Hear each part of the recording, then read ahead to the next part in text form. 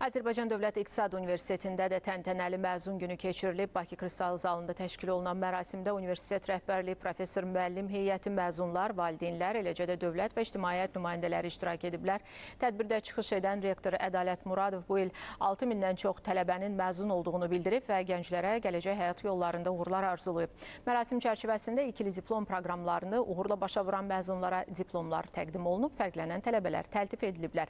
And içmə və ənənəvi papaq atma mərasimləri ilə davam edən tədbir məzunlara yadda qalan və unudulmaz anlar yaşadıb. Biz yetişdirdiyimiz məzunları sanki cəmiyyətə təqdim edirik. Bu sanki bir güzgüdür, bizim məzunlarımızın əksini göstərir və mən o güzgüdə bizim məzunlarımızı möhtəşəm gördüm. Mən məzunlarımızla qürur duyuram və əminəm ki, məzunlarımız bizim bütün ümidlərimizi doğruldacaq. Niyə bu nəticəni əldə eləmişəm? Yeganə səbəb oldu ki, hər gün oxuyurdum. Halbuki baxmayaraq hərdə motivasiyam olmurdu, fəndə maraqçısı olmurdu. Amma ona baxmayaraq yenə də oxuyurdum. Sadəcə universitetə qəbul olmaqla onların vəzifələri bitməməlidir.